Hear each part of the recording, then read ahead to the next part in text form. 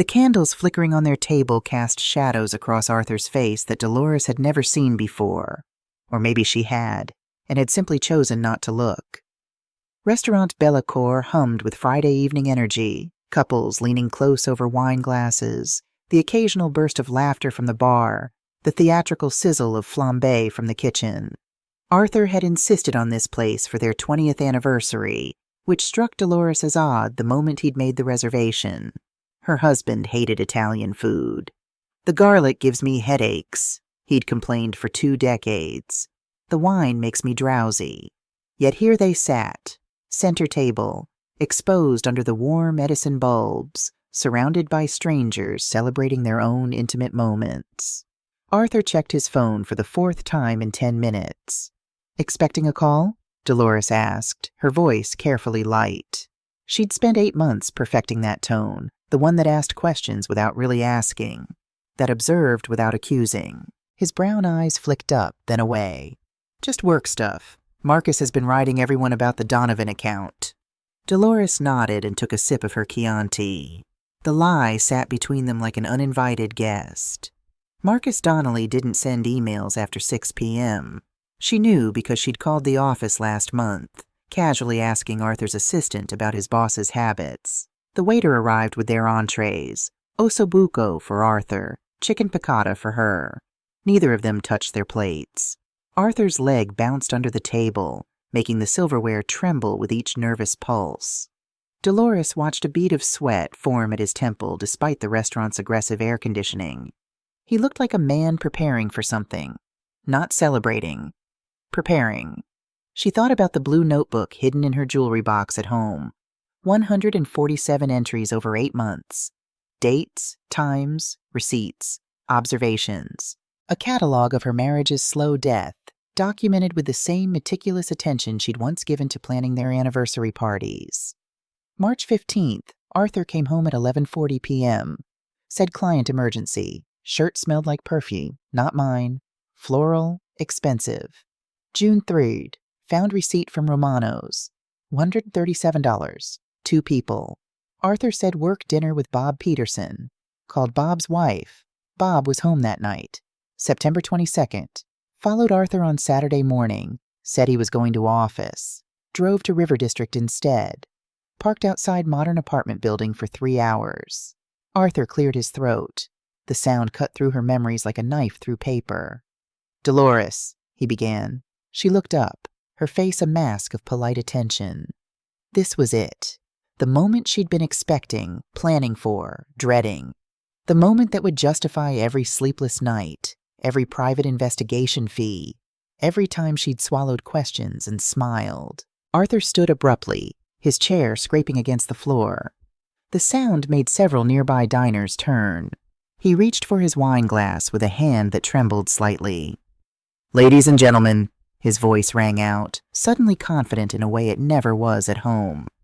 "I'd like to make an announcement." The restaurant fell silent in waves, conversation dying from their table outward like ripples on disturbed water. Dolores felt her heartbeat slow, become measured. She'd imagined this moment in a dozen different ways, but the reality was somehow both exactly what she'd expected and nothing like it. Arthur raised his glass higher. "Tonight marks 20 years of marriage to my wife, Dolores." A few people smiled. Someone began to clap before realizing the strange tension in Arthur's voice. 20 years, he continued, is a long time to realize you've been living the wrong life. The clapping stopped. "I want a divorce." The words hung in the air like smoke. Dolores watched them land on the faces around her. Shock, discomfort, secondhand embarrassment. An elderly woman at the next table actually gasped. "I've found someone who actually appreciates me," Arthur said, his voice growing stronger, almost defiant. "Someone who sees me as more than a paycheck and a routine. Someone younger. Someone who makes me feel alive." Younger, of course. Dolores felt something cold and sharp settle in her chest. Not heartbreak. She'd processed that months ago during those 3 a.m. crying sessions in the bathroom while Arthur slept. This was something else. Clarity, perhaps, or relief. She set down her wine glass with deliberate care and stood slowly. Every eye in the restaurant shifted to her. This was supposed to be her moment of humiliation, her public destruction. Arthur had choreographed it perfectly. The restaurant full of witnesses, the dramatic declaration, the spectacle that would make her too ashamed to fight back. But Arthur had made one crucial mistake. He'd underestimated her. Dolores met his eyes across the table and smiled. It wasn't a broken smile or a bitter one. It was genuine, and she saw his confidence flicker with confusion. "Perfect timing, Arthur." Her voice carried clearly through the silent restaurant. "I was wondering when you'd finally be honest." She reached for her left hand and slowly twisted off her wedding ring, the simple gold band they'd chosen together when they were young and stupid and certain that love was enough. She held it up for a moment, watching the candlelight catch in the metal, then dropped it into her wine glass. It landed with a soft plink, settling at the bottom like a sunken coin. "I'll be hosting a liberation party next Friday," she announced to the room, surprised by how steady her voice remained. "Consider this your invitation to celebrate my freedom from a marriage that's been dead for longer than either of us had the courage to admit." Arthur's face drained of color. This wasn't the script he'd written. The woman he'd expected to see crumble was gathering her purse, her dignity wrapped around her like armor. "You're making a scene, Dolores," he hissed, finally sitting down, suddenly aware of the dozens of eyes watching. She leaned down close to his ear, close enough that only he could hear her next words. "No, Arthur, you made the scene. I'm just finishing it, and when you realize what you've set in motion, you're going to wish you'd had this conversation privately." She straightened, met the eyes of the elderly woman at the next table, and winked. Then Dolores Whitman walked out of Restaurante Bellacour with her head high, her heels clicking confidently against the tile floor, leaving behind a husband who suddenly looked very, very unsure of himself. The November air hit her face like a baptism. For the first time in 8 months, Dolores took a full breath. The first sign had been a Tuesday. Dolores remembered because Tuesdays were pot roast nights, had been for 19 years. Arthur always came home by 6:30, hung his coat on the third hook by the door, kissed her cheek with lips that tasted like coffee, and asked what was for dinner, even though he already knew. That Tuesday, he'd come home at 11:40. "Client emergency," he'd said, not meeting her eyes as he headed straight for the shower. "The Donovan account is a nightmare." She'd nodded, reheated his dinner, and tried to ignore how his shirt smelled like perfume when she collected it from the bathroom floor the next morning. Not her perfume. Hers was drugstore vanilla. This was something floral and expensive, the kind of scent that came in heavy glass bottles at department store counters. Dolores had stood in the laundry room holding that shirt for 5 full minutes, her hands shaking, her mind racing through explanations. A female colleague, a crowded elevator, someone's hug at a work function. "I'm being paranoid," she'd told herself, and put the shirt in the washer. But the signs kept coming, each one small enough to rationalize alone, impossible to ignore together. March became April. Arthur started working late 3, then 4 nights a week. He stopped eating the dinners she packed him, claiming the vending machines were fine and that he didn't need her treating him like a child. The comment had stung in a way she couldn't quite articulate, not because it was cruel, but because it was so unlike him. Arthur was patient. Arthur was kind. Arthur didn't snap at her over Tupperware containers. Except now, apparently, he did. The phone calls started in May. At first, they were rare, maybe one a week that he'd take in the garage or the basement. When she asked about them, he had ready answers. "Client emergency. You know how it is." But Dolores did know how it was. Arthur worked for a mid-sized accounting firm with strict work-life balance policies. He'd spent years praising how he could leave work at work, how his boss Marcus never bothered him on weekends, how the firm respected personal time. By June, the calls were coming daily. Dolores had been watering the plants on their back deck one evening when she'd heard Arthur through the open kitchen window. His voice had changed, softer, almost tender. She'd heard him laugh, a sound that had become rare in their house. "Next Tuesday works," he'd been saying. No, that place you mentioned, the one with the outdoor seating. I'll meet you at 7. When he'd come outside, she'd asked casually, "Work dinner tomorrow?" He'd looked confused for a fraction of a second before nodding. "Yeah, with Bob from the Peterson account." Dolores knew Bob Peterson. He was 72, had 3 grandchildren, and left the office promptly at 4 every day. Bob Peterson did not suggest dinner meetings at restaurants with outdoor seating. That night, after Arthur had fallen asleep, Dolores had lain awake staring at the ceiling, her heart pounding. She'd felt something fundamental shift inside her. Not heartbreak yet, but the cold understanding that heartbreak was coming, was perhaps already here. Had been here for months while she'd been too comfortable or too afraid to acknowledge it. I could confront him, she'd thought. I could ask directly. Demand the truth. But the thought terrified her more than the lies. Because asking would make it real. Asking would force an answer, and answers led to decisions, and decisions meant her life would change in ways she couldn't control. So instead, she'd gotten out of bed at 3 a.m., padded downstairs to her craft room, and pulled out a blue notebook from the drawer where she kept scrapbooking supplies. On the first page, in her neat handwriting, she'd written, March 15th, Arthur came home at 11:40 p.m. Said client emergency. Shirt smelled like perfume. The next morning, she'd bought a small lockbox at Target and hidden the notebook inside, tucked behind the Christmas decorations in the basement storage room.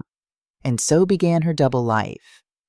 By day, Dolores was the same woman she'd always been, making breakfast, running errands, attending her book club, maintaining their house with the quiet efficiency of 20 years' practice. She smiled at Arthur across the dinner table.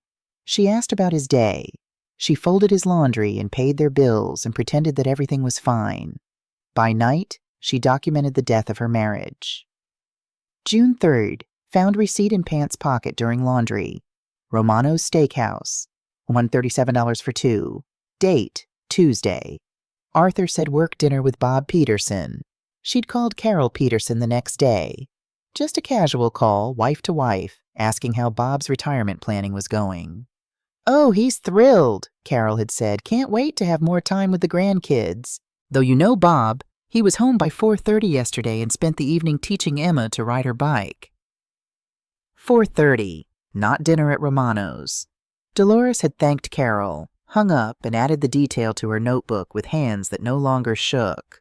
Something was calcifying inside her. Not hardness exactly, but a kind of armor made of certainty. August had brought the Saturday morning work sessions. Arthur announced he'd be going into the office some Saturdays to help with a backlog of annual reviews. He'd leave at 8:30 and return around 2, claiming to have spent the morning buried in spreadsheets. The first Saturday, Dolores had believed him. The second Saturday, she'd driven to his office building. The parking lot had been nearly empty, just a security guard's car and a maintenance van. No blue Honda Civic. No Arthur. She'd sat in her car across the street for an hour, gripping the steering wheel until her knuckles went white, arguing with herself. Just call him. Ask where he really is. But if I ask, everything changes. Everything becomes real. It's already real. You're just afraid to see it. In the end, she'd driven home and said nothing. When Arthur returned at 2 o'clock, she'd asked how the work went, and he'd launched into a boring story about tax code updates that she'd listened to with a smile while her heart beat like a war drum. That night, she'd added to her notebook, August 22nd, Arthur not at office during work Saturday. Location unknown. September had been the breaking point. She'd been carrying laundry upstairs when Arthur's laptop had chimed with an incoming message. He'd been in the shower, and his computer sat open on the bed. Dolores wasn't a snooper, had never been in 20 years of marriage. But something made her stop, made her look. The message preview glowed on the screen. Can't wait to see you tomorrow. I miss you so much. Her first thought, absurdly, had been, he changed his computer password last month. I can't see who ER is. Her second thought, Rebecca? Rachel? Rose? Her third thought, the one that finally made her sink onto the bed. It doesn't matter what her name is. This is real. This is happening. She'd sat there holding a basket of Arthur's clean socks while the shower ran in the bathroom, feeling something inside her crack wide open. Not breaking, but transforming. The wife who'd spent 8 months collecting evidence and hoping she was wrong met the woman she was becoming. Someone who knew for certain and would not look away. That's when Dolores had decided to stop documenting and start planning. Arthur Whitman had not intended to fall in love with Rebecca Morrison. It had started innocently enough. A conversation at a regional accounting conference in Denver back in March. He'd been standing at the hotel bar, exhausted after 8 hours of presentations on tax code updates, when a woman with dark hair and intelligent eyes had slid onto the stool next to him. "If I hear the phrase fiscal optimization one more time, I might commit a crime," she'd said, flagging down the bartender. Arthur had laughed, genuinely laughed, and realized he couldn't remember the last time he'd done that at home. They'd talked for 2 hours. About work, yes, but also about hiking trails and podcasts, and whether it was possible to be both cynical and optimistic. Rebecca Morrison was 38, divorced 3 years, no kids. She'd recently transferred from the Denver office to join their firm. She was sharp and funny, and when Arthur told a self-deprecating story about messing up a client presentation, she'd laughed in a way that felt like being truly seen. "You should meet my wife," Arthur had said at one point, because that's what faithful husbands said. "Dolores would love your sense of humor." Rebecca had smiled. "I'd like that." But Arthur never arranged that meeting, because somewhere between March and May, conversations became coffee dates became lunches, and lunches became something he couldn't quite name but knew was dangerous. The affair, and he hated that word, hated what it made him, didn't start physically until June. By then, Arthur had convinced himself that what he and Dolores had wasn't really a marriage anymore. It was a routine, a schedule. 2 people who coexisted peacefully but separately, like roommates who'd forgotten why they'd chosen to live together in the first place. When had Dolores last asked him about his dreams? When had he last asked her about hers? They talked about grocery lists and utility bills and whether the gutters needed cleaning, but when was the last real conversation they'd had? "She doesn't see me," Arthur told himself. "She sees a husband-shaped object that performs expected functions." Rebecca, on the other hand, asked questions, listened to his answers, made him feel like he mattered. The first time he'd slept with her, in her downtown apartment with the view of the river, Arthur had cried afterward. Rebecca had held him while he sobbed into her shoulder, and she hadn't asked why. She'd just held him. He'd driven home at 2 a.m., parked in his driveway, and sat in the car for 20 minutes before going inside. Dolores had been asleep, her face peaceful in the dark bedroom. Arthur had stood in the doorway watching her, feeling guilt crash over him in waves. I should confess. I should wake her up and tell her everything. But he didn't. Because confession meant consequences, meant decisions, meant his life would explode in ways he couldn't control.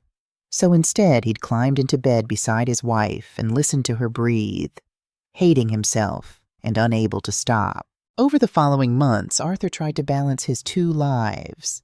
He bought flowers for Dolores, not the same roses he bought for Rebecca every Friday. But still, flowers meant he was trying, right? He suggested date nights that Dolores accepted with what seemed like polite obligation rather than excitement. He told himself he was being a good husband, even as he spent $1,800 a month on dinners and hotel rooms and gifts for another woman.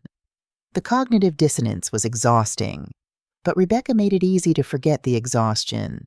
She never asked him to leave Dolores, never issued ultimatums, never pressured him. She seemed content with their stolen hours, their Tuesday and Thursday evenings, their Friday flowers, until 2 weeks ago. "I can't do this anymore, Arthur." They'd been in her apartment, late evening, her head on his chest. Arthur had felt his entire body tense. "What do you mean?" Rebecca had sat up, pulled the sheet around herself. Us. "I thought I could handle being the other woman, but I can't. I'm in love with you." The words had hung between them like an accusation. "I love you too," Arthur had said. Because it was true. He did love Rebecca, but he also loved the security of his marriage, the comfort of his house, the 20 years of history with Dolores that couldn't just be erased. "Then leave her," Rebecca had said simply. "Choose me. Choose us. Choose being happy instead of comfortable. It's not that simple. It is exactly that simple. Rebecca's voice had been gentle but firm. You either want to build a real life with me, or you want to keep me as your escape from a marriage you're too afraid to end. I won't be your escape anymore, Arthur. I deserve more than that. She'd given him a deadline, their anniversary. If he didn't tell Dolores by then, Rebecca was done. And so Arthur had planned the restaurant scene. Not to be cruel, at least that's what he told himself, but to make it impossible to back out. A public declaration meant commitment. It meant burning bridges. It meant finally choosing. What he didn't know, as he'd stood in that restaurant making his announcement, was that Dolores had stopped waiting for him to choose months ago. She'd already chosen for both of them. Elena Rodriguez had been a private investigator for 12 years, and she could always tell which clients would follow through with divorce and which would reconcile. The ones who cried in her office usually reconciled. The ones who came in with notebooks and a plan always followed through. Dolores Whitman had arrived on a Tuesday in late September with a blue notebook and eyes that held no tears. I need to know who she is, Dolores had said, sliding a photograph across Elena's desk. Arthur at a coffee shop, visible through the window, sitting across from a woman with dark hair. I need evidence, documentation, everything. Elena had studied the photo, then studied Dolores. 45 years old, conservatively dressed, wedding ring still on her finger. But there was something in her bearing, a quiet steel, that suggested this woman was done being hurt. How long have you suspected? Elena had asked. 8 months of suspicion. Now I need confirmation. Elena had taken the case. The first week had been surveillance, following Arthur from his office to a downtown coffee shop where he met the dark-haired woman every Tuesday. They never kissed or held hands in public, but their body language was intimate, leaning close, laughing, the way his hand would rest on her arm for just a moment too long. Week 2 had been identification. Elena had followed the woman to her apartment building, watched her collect mail from box 412, and pulled the name from the building directory. Rebecca Morrison. A quick background check had revealed the rest. 38, divorced, worked at the same firm as Arthur. She'd transferred from the Denver office 18 months ago. Around the same time, Arthur's behavior had changed, according to Dolores's timeline. By week 3, Elena had everything Dolores needed. She'd photographed Arthur arriving at Rebecca's apartment every Tuesday and Thursday evening, leaving 3 to 4 hours later. She'd obtained credit card statements showing charges at restaurants, florists, hotels. She'd documented his Saturday morning drives to the River District instead of his office. The total came to $22,400 in marital funds spent on the affair over 18 months. Elena had compiled everything into a comprehensive report and called Dolores to schedule a meeting. When Dolores arrived, Elena had laid out the evidence like cards in a poker hand. Photographs, receipts, timeline spreadsheets, even text message records Elena had obtained through methods she never disclosed to clients. Dolores had reviewed each document methodically, her face expressionless. She'd lingered on one photograph. Arthur and Rebecca through a restaurant window, him reaching across the table to hold her hand. His mother died 5 years ago, Dolores said quietly, still looking at the photo. Left him $150,000. He invested it all in the firm without asking me. Didn't even discuss it. She set the photo down. That's when I started building my own financial independence, just in case. Elena had raised an eyebrow. Smart. Necessary. Dolores had closed the folder. How much do I owe you? Balance is $2,800. But Mrs. Whitman, Elena had leaned forward. Are you okay? Most clients need time to process this information. Dolores had written a check with a steady hand. I've had 8 months to process. Now I need to plan. She'd looked up, her eyes meeting Elena's. Do you know any good divorce attorneys? That's when Elena had given her Samuel Hartwell's number. He's aggressive, Elena had said. Expensive but worth it, especially in cases with clear infidelity. Good. Dolores had stood, gathering the evidence folder. Because my husband thinks I'm going to fall apart when he leaves me. He thinks I'm financially dependent, emotionally fragile, too comfortable to fight. She'd smiled then, and Elena had felt a chill run down her spine. He's about to learn how wrong he is. Elena had watched Dolores Whitman walk out of her office that day and thought, that husband has no idea what's coming for him. She'd been right. Dolores didn't go home the night of the restaurant. Instead, she drove to Grace Patterson's house, her friend from book club, the one person who'd noticed months ago that something was wrong and had asked the right questions without prying. Grace opened the door in her bathrobe, took one look at Dolores's face, and simply said, "Wine or whiskey?" "Coffee," Dolores replied. "I need to stay sharp." They sat at Grace's kitchen table until 2 a.m. while Dolores explained everything. The 8 months of investigation, Elena's report, the evidence folder currently locked in her car trunk. Grace listened without interrupting, her expression shifting from shock to anger to something like admiration. "What do you need?" Grace asked when Dolores finished. "A place to stay tonight. And tomorrow, I need you to go with me to see Samuel Hartwell." "The divorce attorney?" "Dolores, it's Saturday. He said to call any time if Arthur made his move." Dolores pulled out her phone, showing Grace a text from Samuel she'd received an hour ago. "Saw your location at Bellacourt. When you're ready to talk, I'm available, even weekends." Grace's eyes widened. "You planned all this?" "I planned for this," Dolores corrected. "There's a difference. I hoped I was wrong. I prayed I was wrong. But I prepared for being right." The next morning, Samuel Hartwell met them at his office despite it being Saturday. He was a man in his early 60s with silver hair and the calm demeanor of someone who'd seen every variation of human betrayal and was no longer surprised by any of it. He spread Elena's report across his conference table and reviewed it with the methodical attention of a surgeon examining X-rays. "This is excellent documentation," he said finally. "Colorado is a no-fault divorce state, which means you don't need to prove infidelity to get a divorce. However," he looked up at Dolores, "infidelity absolutely affects spousal support and asset division, especially when marital funds were used to support the affair."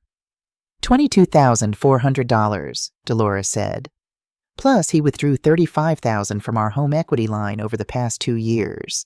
I couldn't figure out where it went." Samuel made a note.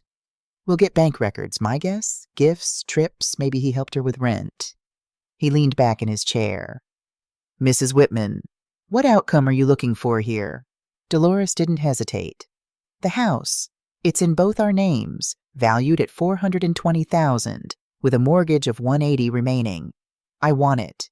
I want 60% of our joint savings. We have about $43,000. I want reimbursement for the affair expenses, and I want spousal support." "How much support?" $2,500 a month for 5 years. Samuel's eyebrows rose. "That's aggressive. What's his annual income?" $62,000 before taxes. That would leave him with barely enough to cover basic expenses.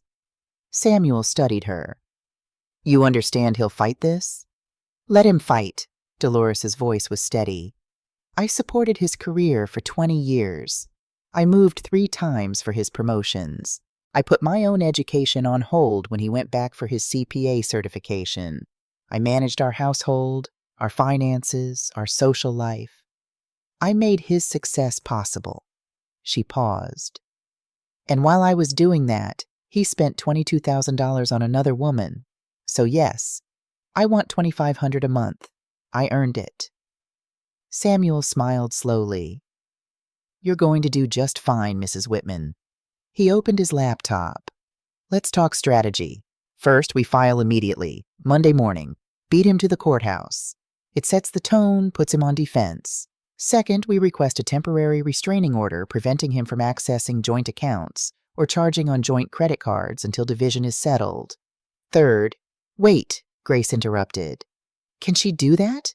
Just freeze him out? If we can show risk of asset dissipation, which we can given his $22,000 in affair spending, yes, the court will likely approve." Samuel looked at Dolores. "But understand, this is aggressive litigation. It's not amicable divorce, it's war." "Good," Dolores said, "because he fired the first shot in front of 50 witnesses. Now it's my turn." They spent the next 3 hours building the case. Samuel's paralegal came in on her day off to draft the initial petition. By 4 p.m., everything was ready. 417 pages of documentation, from the divorce petition to Elena's surveillance photos to meticulously highlighted bank statements. "One more thing," Samuel said as they were packing up. "You mentioned financial independence. Can you elaborate?" Dolores hesitated, then pulled out her phone and opened her banking app, app.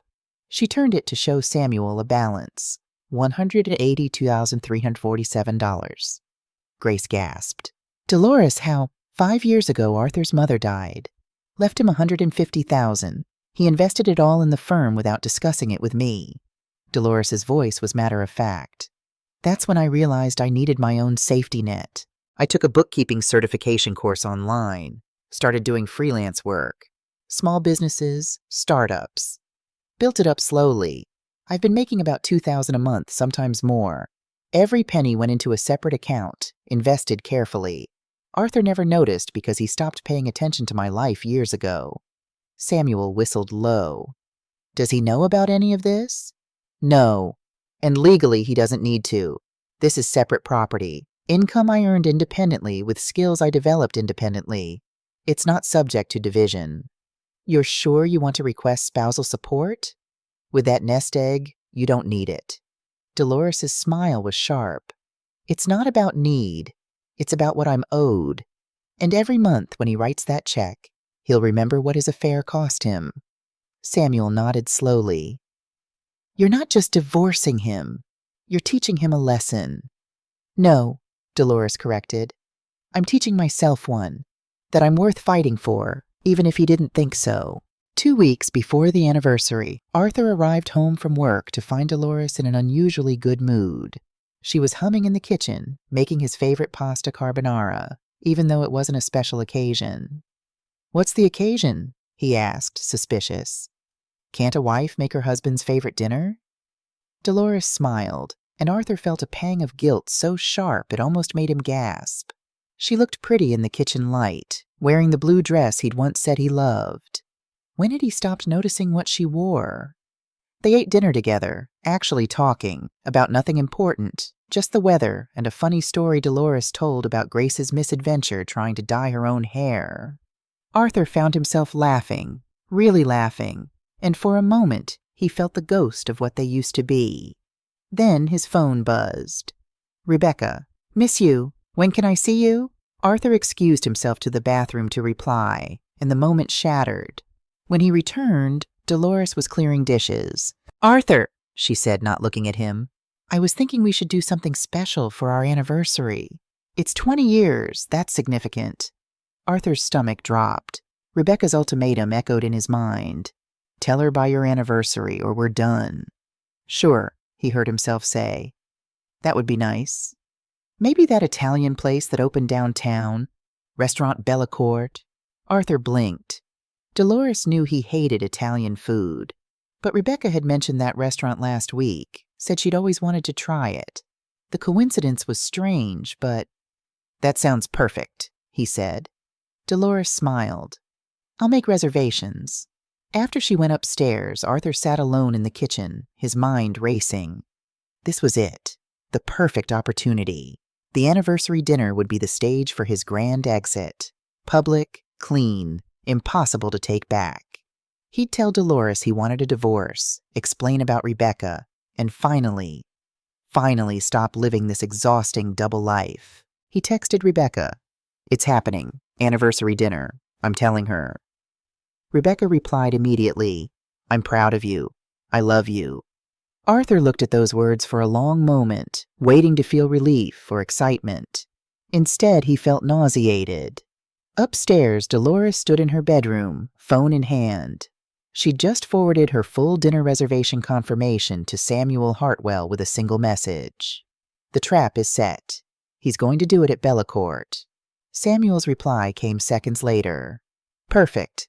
I'll have the divorce petition ready to file first thing Monday morning. Remember? Let him have his moment. Then we strike." Dolores looked at her reflection in the mirror. She'd lost 7 pounds in the past 2 months from stress and sleepless nights. Her face looked older, harder. She barely recognized herself. Good, she thought. The woman in that mirror is someone who can handle what's coming.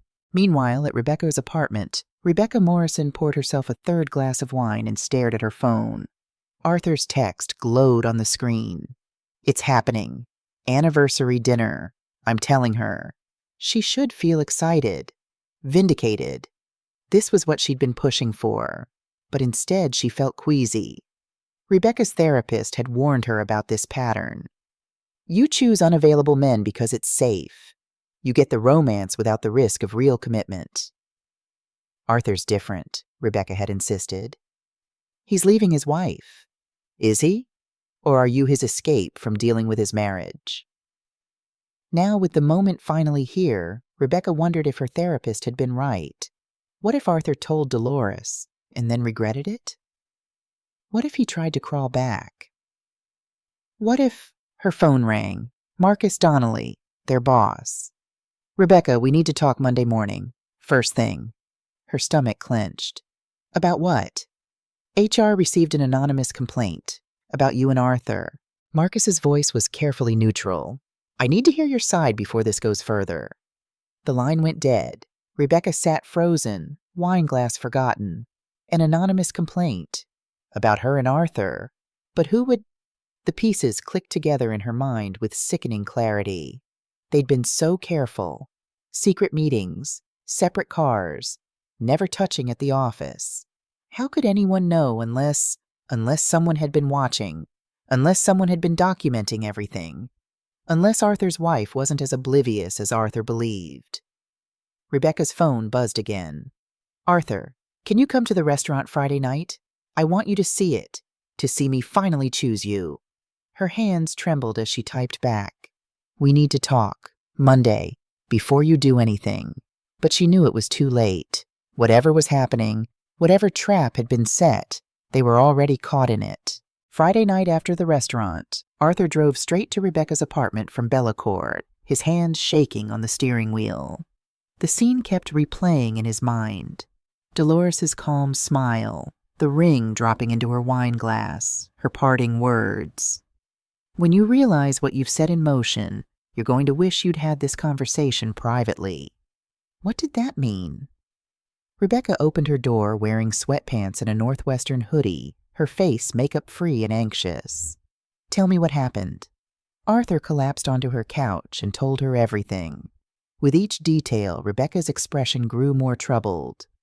She wasn't surprised, Arthur finished. She was prepared, like she'd been waiting for it. The HR complaint, Rebecca said quietly. It was her. It had to be. What HR complaint? Rebecca explained Marcus's phone call. Arthur felt the blood drain from his face. When? He called 2 hours ago. Wants to meet with me Monday morning. They stared at each other, the implications sinking in like stones in water. She knows, Rebecca whispered. Arthur, she's known. For how long? Arthur's phone buzzed. A notification from his bank app. Unusual activity on joint checking account. He opened it with trembling fingers. Every joint account was frozen. A note from the bank. Account temporarily restricted pending court order. What the hell? He tried logging into their savings account. Same message. Arthur? Rebecca's voice was small. What's wrong? His phone buzzed again. This time a notification from his email. You have been sent a legal document that requires digital signature.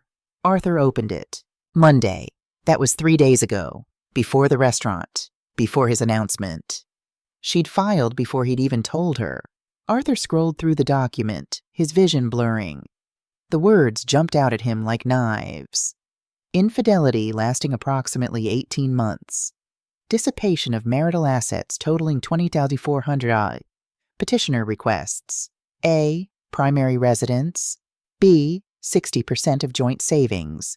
C. Spousal support of $20,500 monthly for 60 months. D. Reimbursement of affair-related expenses. $2,500 a month. For 5 years. That was, Arthur did the math quickly, $150,000 total. No, he breathed. No. Arthur? Rebecca reached for his phone. He let her take it, watched her face go pale as she read. "She documented everything," Rebecca whispered. "Look at this. There are photographs. From a private investigator." She scrolled. "Dated back to September. Arthur, she's known for 2 months." "She let me plan it," Arthur said, his voice hollow. "The restaurant, the announcement. She knew I was going to do it, and she let me do it anyway." "Why?" "Witnesses," Rebecca said slowly. 50 people saw you humiliate her in public. 50 people who can testify that you initiated the divorce, that you announced another woman." She looked up at him. "She's not the villain here. You made sure of that." A knock on the door made them both jump. Arthur opened it to find a man in a cheap suit holding a manila envelope. "Arthur James Whitman?" "Yes." "You've been served." The man handed him the envelope and walked away. Inside was a copy of the divorce petition, along with a temporary restraining order. Arthur was prohibited from accessing joint bank accounts, charging on joint credit cards, entering the marital home without Dolores's permission, or dissipating marital assets in any form. At the bottom, in neat handwriting, "Your personal belongings are boxed and waiting on the porch. Keys no longer work." "She changed the locks," Arthur said numbly. "She froze our accounts. Rebecca, I can't access any of our money. I have maybe $800 in my personal checking." That's it. Rebecca's phone rang. She answered, listened for a moment, then hung up without speaking. "That was Marcus," she said. "Emergency meeting. Tomorrow morning, 8 a.m. He said it's about maintaining workplace integrity." She looked at Arthur. "I'm going to lose my job." They sat in stunned silence as the magnitude of their situation settled over them like ash. Arthur had expected tears from Dolores. Begging. Anger maybe. Drama. He hadn't expected this. Surgical precision, strategic planning, devastating execution. "She's been 10 steps ahead this whole time," he said finally. "Everything we thought was secret. She knew. She documented. She prepared." He looked at Rebecca. "What have I done?" Rebecca didn't answer. Because they both knew Arthur hadn't just ended his marriage. He'd walked blindly into a trap set by a woman he'd underestimated, and now the trap was closing around them both. Monday morning, 8:00 a.m., Samuel Hartwell's office. Dolores sat across from Samuel, reviewing the serving confirmation. Arthur had been officially served Friday night at Rebecca's apartment, a detail Elena's process server had documented with time-stamped photos.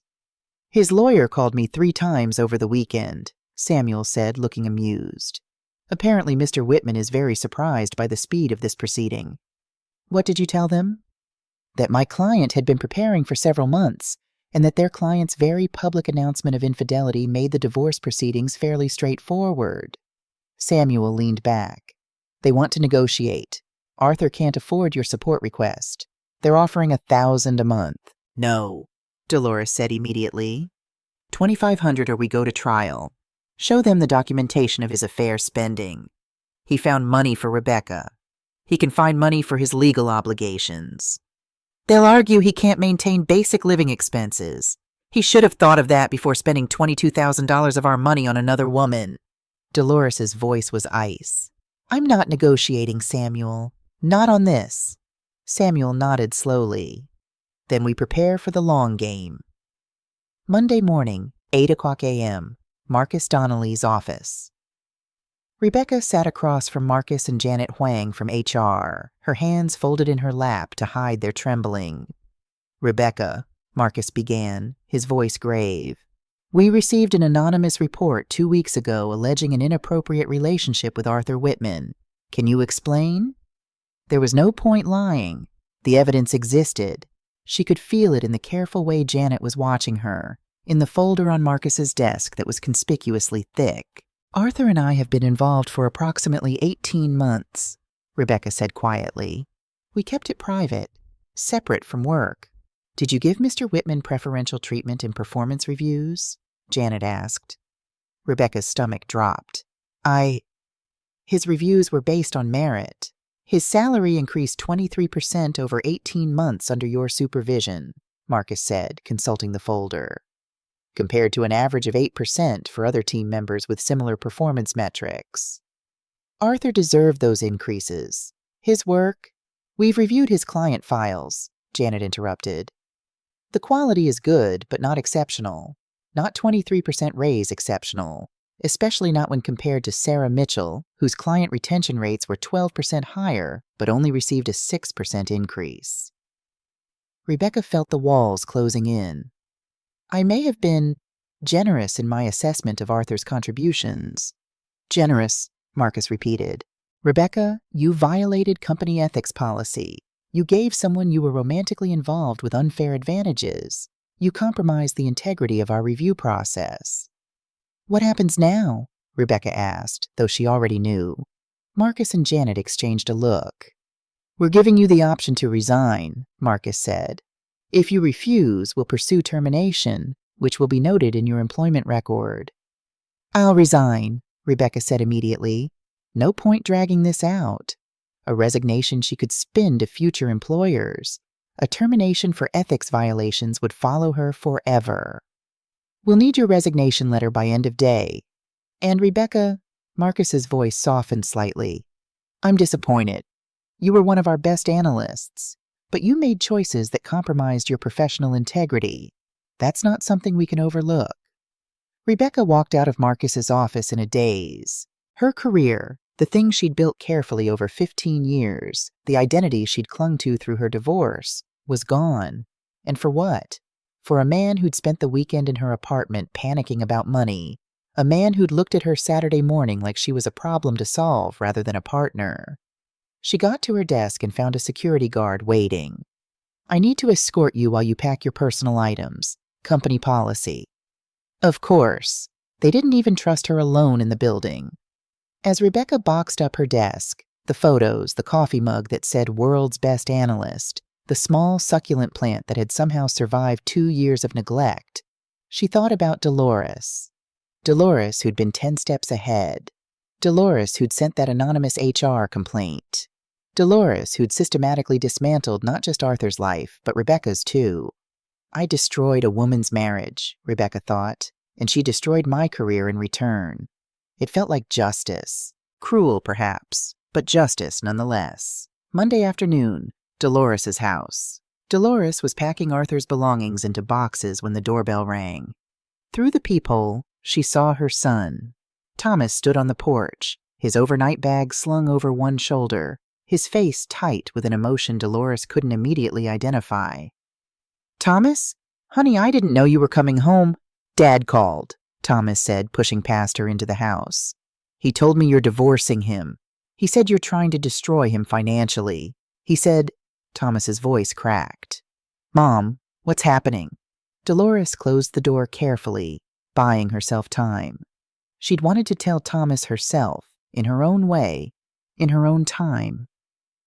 Of course, Arthur had gotten to him first. Come sit down, she said gently. Let me explain. Did you really file for divorce before he even told you he wanted one? Did you really freeze all your accounts? Are you really asking for $2,500 a month when you know he can't afford it? Each question hit like a small stone. Dolores sat on the couch, gestured for Thomas to sit beside her. He remained standing, his jaw set in an expression that reminded her painfully of Arthur. Your father had an affair, Dolores said quietly. For 18 months, he spent $22,000 of our money on another woman. And yes, I knew before he told me.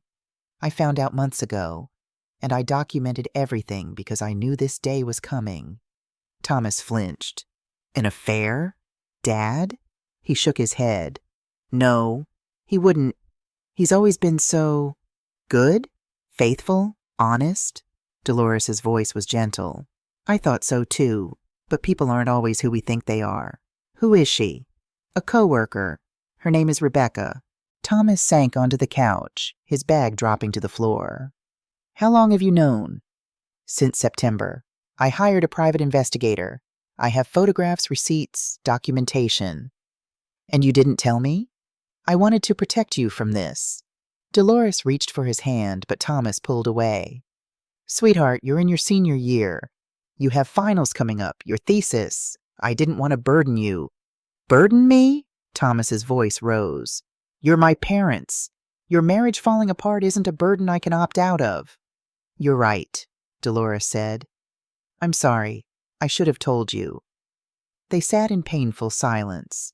Finally, Thomas asked, "Why didn't you just confront him? Talk to him? Try to fix it?" "Because," Dolores said carefully, "by the time I found out, your father had already made his choice. He'd been lying to me for over a year. Every time I asked where he'd been, every time he said work emergency or client dinner, he was with her. He looked me in the eye and lied over and over again." She paused. "A marriage can't be fixed if only one person wants to fix it." "Did you want to fix it?" The question hung in the air. Dolores thought about lying, but Thomas deserved honesty. "I don't know," she admitted. "Maybe at first, but the longer I watched him lie, the more I realized I don't recognize who he's become, and maybe he doesn't recognize who I've become either. Maybe we've been strangers living in the same house for years, and it took an affair to make us see it." Thomas's eyes filled with tears. "So it's just over? 22 years of marriage and you're just giving up?" "Your father gave up first," Dolores said gently, "when he chose someone else. I'm not giving up, honey. I'm accepting reality." "What about the money? Dad says you're trying to bankrupt him." "I'm asking for what I'm legally entitled to. I supported his career for 20 years. I'm asking for 5 years of support in return." "That's not bankruptcy, that's equity." Thomas wiped his eyes roughly. "This is so messed up." "I know, baby, I know." Have you talked to him? Since the restaurant?" Dolores shook her head. "We're communicating through lawyers now. That's better for everyone." Thomas stood abruptly. I'm going to stay with Jake for a few days. I can't be here right now." "Thomas, I love you, Mom, but I need time to process this, okay?" Dolores nodded, her throat tight. She watched her son leave, heard his car start in the driveway, and only then did she let herself cry. She'd expected collateral damage from the divorce, but somehow she hadn't prepared for this. Her son, caught in the middle, his world fractured along with theirs. This is what betrayal does, she thought. It doesn't just destroy the betrayed, it destroys everyone in the blast radius. 2 weeks later, conference room Hartwell & Associates. Arthur sat between his lawyer, a young man named Derek Chen who'd been practicing for 3 years and whose rates were the only ones Arthur could afford, and an empty chair. He'd asked Rebecca to come for support, but she'd declined. They hadn't spoken much since she'd lost her job. Rebecca had moved back to Denver, taken a position with a smaller firm at a $20,000 pay cut. "I need distance," she'd told him. "From you, from this whole situation. I'm sorry." She hadn't said she was leaving him, but Arthur could feel her pulling away, and he didn't blame her. This wasn't the fresh start they'd imagined. This was a disaster. Across the conference table sat Dolores with Samuel Hartwell. Dolores wore a navy suit and looked calm, collected, like someone in control of her life. Arthur barely recognized her. When had she become this person? Or had she always been this person, and he'd simply never paid attention? "Let's get to it," Samuel said. "My client's position hasn't changed. $2,500 monthly for 60 months, the house, 60% of liquid assets, and full reimbursement of affair-related expenses." Derek cleared his throat.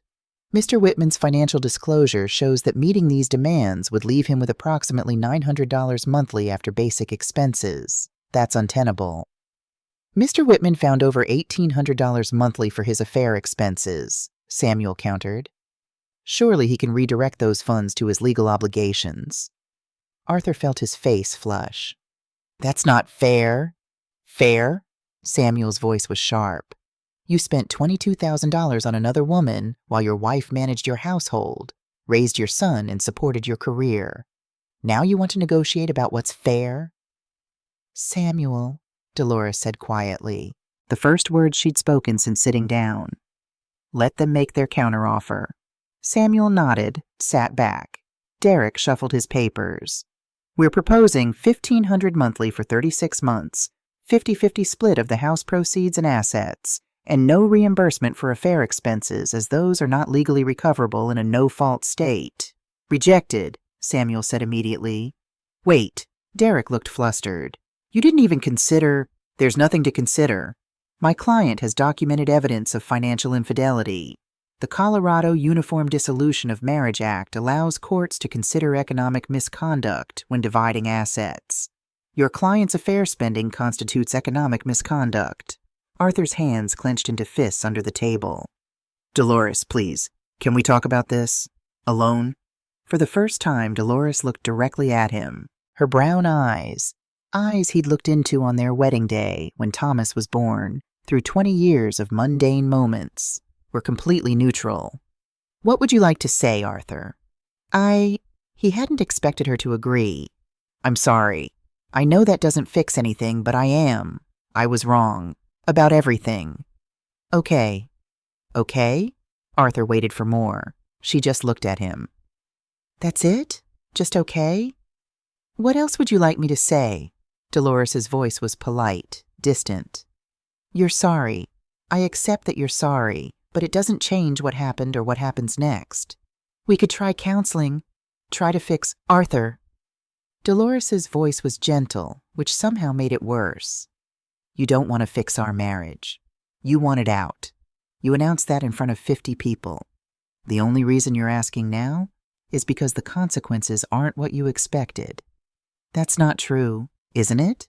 Dolores tilted her head. Where's Rebecca? Why isn't she here supporting you? Arthur flinched. The answer was because Rebecca had realized what he was slowly accepting. Their relationship had been a fantasy that couldn't survive reality. We're not together anymore, he admitted. Something flickered in Dolores's expression. Not satisfaction, maybe pity. I'm sorry, she said, and sounded like she meant it. But that's not my problem to solve. Mrs. Whitman, Derek interjected desperately. My client is willing to enter therapy, attend marriage counseling, do whatever it takes. Your client had 18 months to do whatever it takes, Samuel said. He chose to lie instead. This negotiation isn't about saving the marriage. It's about dividing assets fairly. So I'll ask again. Does your client have a serious counteroffer, or are we going to trial? Derek looked at Arthur. Arthur looked at Dolores. Please, he said quietly. I can't afford $2,500 a month. I'll lose my apartment. I'll have to— His voice cracked. I know I hurt you. I know I don't deserve mercy, but I'm asking anyway. Dolores was quiet for a long moment. Then, $1,800 a month for 5 years. The house, 60% of assets, reimbursement of documented affair expenses. Dolores, Samuel started. That's my final offer, she said, not looking away from Arthur. $1,800 is my bottom line. It's still less than what you spent monthly on Rebecca, but it's something you can survive on. Take it, or we go to trial and I ask for everything Samuel originally proposed. Arthur felt tears prick his eyes. $1,800 a month for 5 years was still $108,000. But it was better than $150,000, and going to trial meant more legal fees he couldn't afford, months of delays, his entire life exposed in court records. I need to consult with my client, Derek said. They stepped into the hallway. Derek turned to Arthur. Take it. If we go to trial, you'll lose. The evidence is overwhelming, and judges don't look kindly on affair spending. Plus, trial will cost you another $15,000 in legal fees minimum. Arthur nodded numbly. Okay. They returned to the conference room. We accept Mrs. Whitman's terms, Derek said. Samuel produced papers. He'd clearly come prepared for this outcome. We'll need signatures today. 20 minutes later, it was done. Arthur's hand shook as he signed the settlement agreement, officially dissolving 20 years of marriage into clauses about asset division and payment schedules. As they filed out, Dolores touched his arm. Arthur, he stopped, hope flaring painfully in his chest. Maybe— Thomas called me last night, she said. He's angry. At both of us, but especially at you.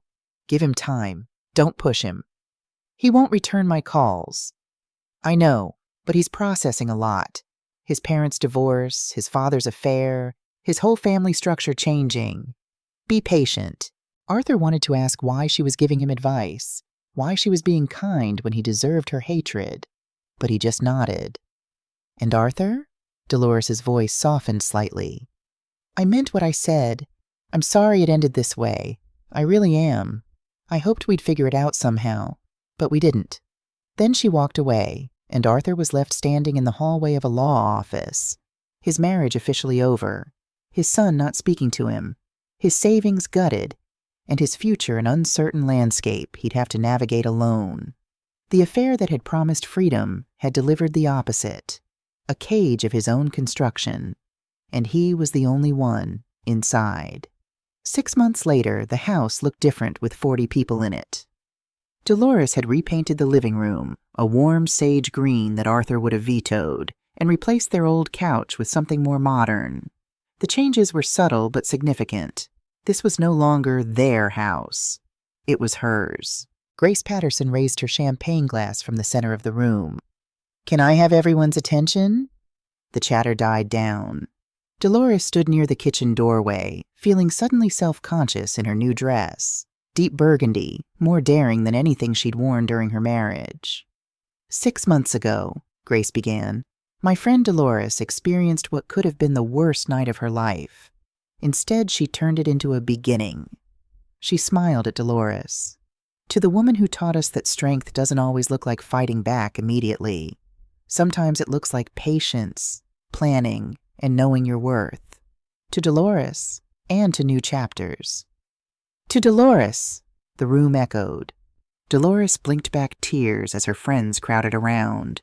Women from book club, neighbors, her cousin Margaret, who'd driven 6 hours to be here.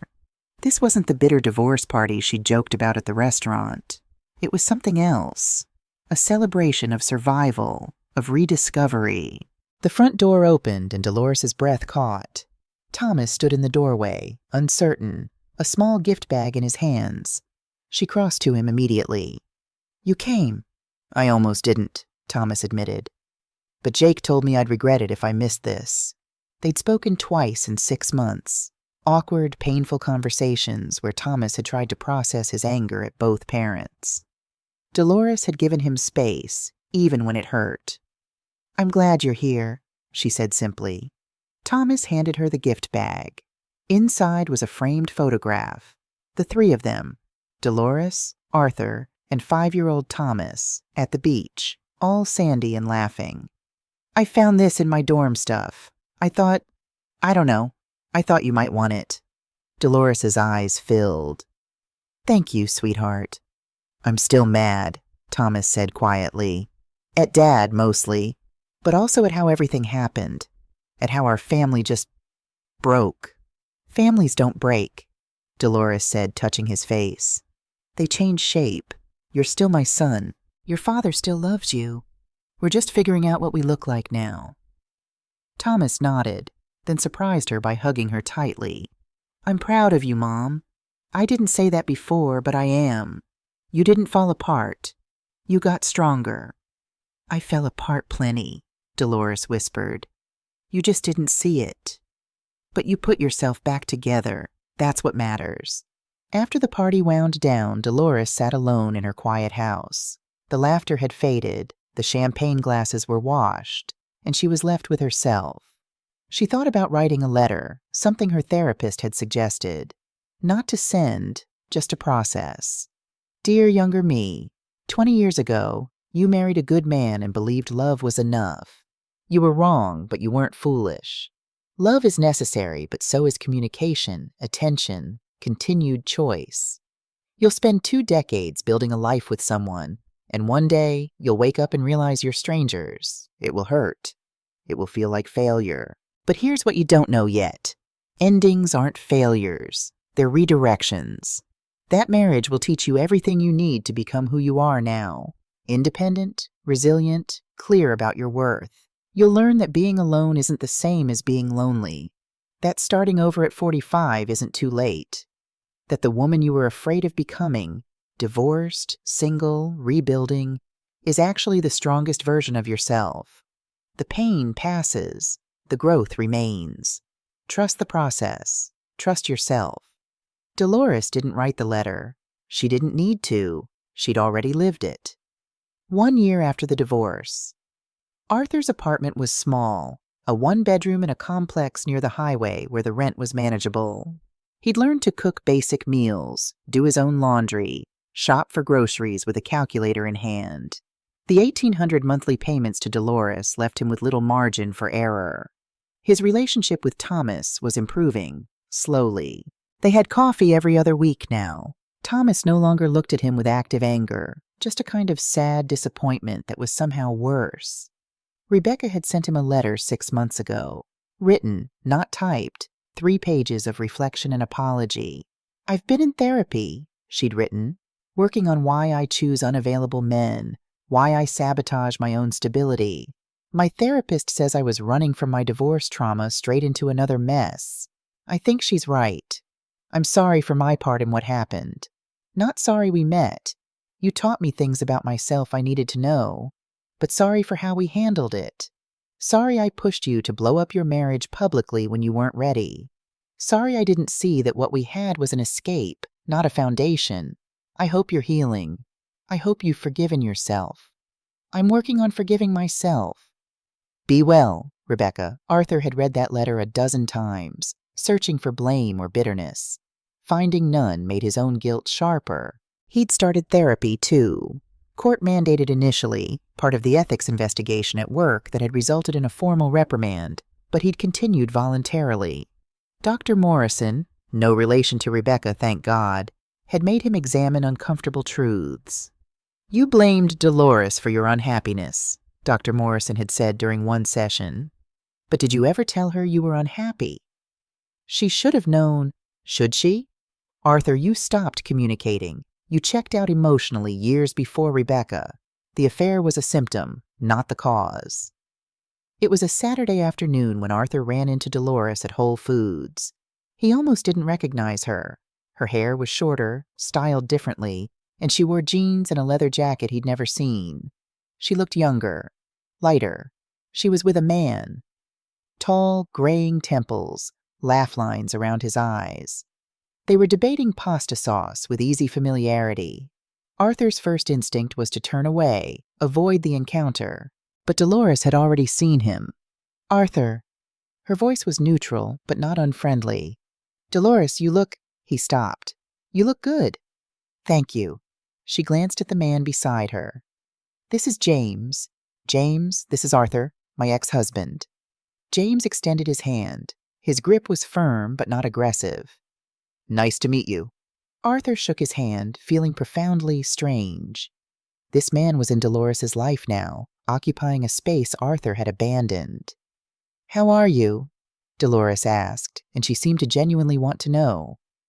"I'm managing, working on myself. Therapy, mostly."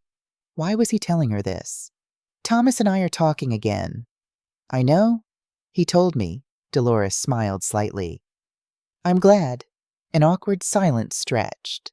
James, sensing the tension, excused himself to grab bread from the bakery section. "He seems nice," Arthur said. "He is. He's kind, communicative, present." Dolores paused. "Everything I needed and didn't know how to ask for." The words were a mirror held up to Arthur's failures, but she didn't say them cruelly, just factually. "I hope you're happy," Arthur said, and meant it.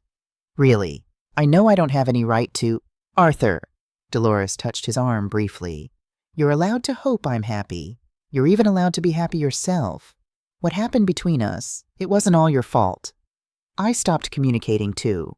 I got comfortable, complacent. We both did." "But I'm the one who had the affair." "Yes, and that was your choice, and you're living with the consequences."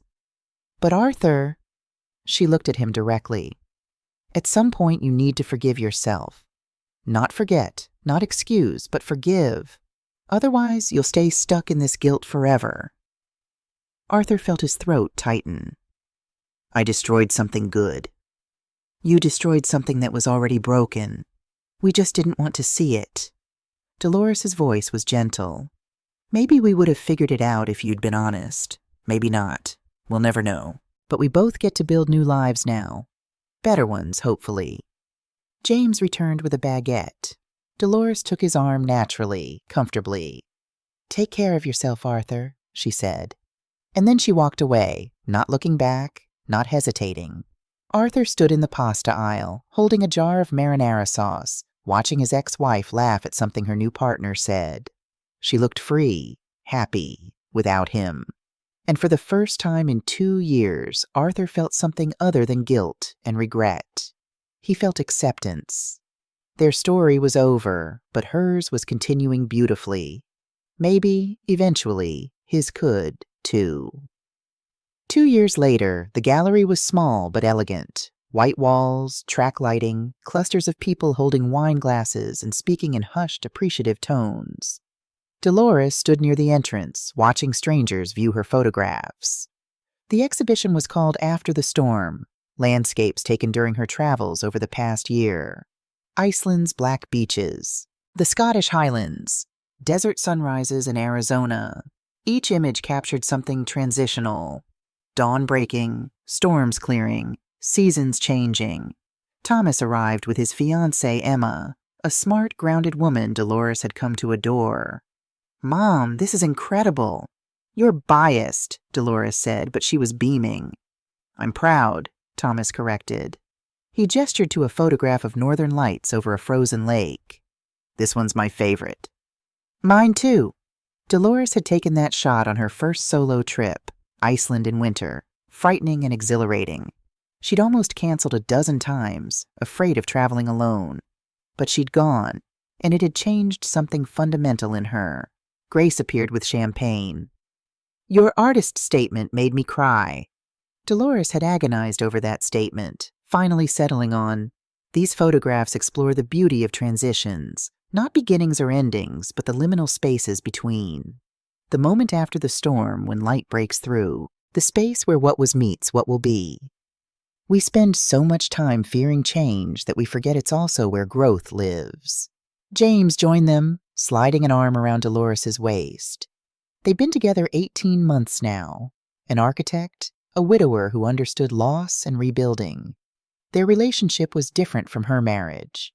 More communication, more presence, more intention. They'd taken it slowly, deliberately.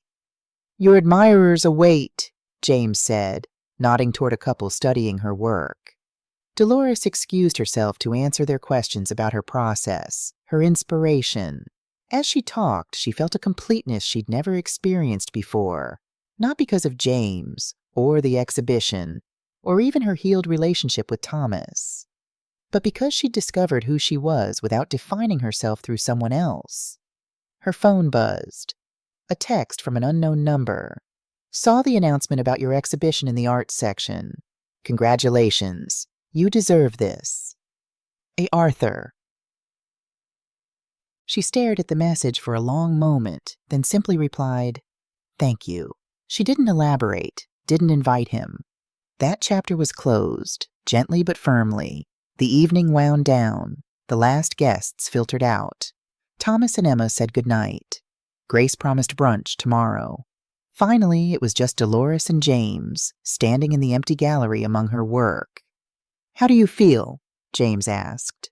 Dolores looked around at the photographs, evidence of her courage to keep moving forward, to find beauty after destruction, to build something new from ruins. "Free," she said finally. "I feel free." They walked out into the cool evening. Somewhere in the city, Arthur was living his own life, learning his own lessons. Rebecca was rebuilding her career in Denver. Thomas was planning his wedding. All of them were healing in their own ways, at their own pace. And Dolores? She was simply moving forward, not running from the past or racing toward the future, but present in this moment. Whole, independent, herself.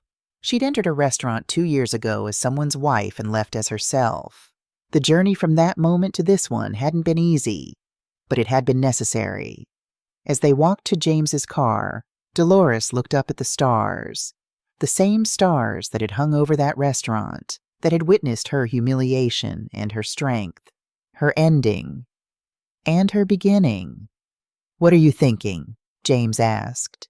Dolores smiled. "That sometimes the worst moments are really just redirections in disguise. That pain can transform into purpose if you let it. That endings aren't failures, they're just commas, not periods." "That's very poetic. I'm an artist now," Dolores said with mock seriousness. "I'm allowed to be profound." They laughed together, and the sound echoed into the night, bright and clear and full of possibility. The anniversary that had been meant to destroy her had instead set her free. And that, Dolores thought, was the sweetest revenge of all. Not destruction, but reconstruction. Not bitterness, but peace. Not looking back, but moving forward into whatever came next.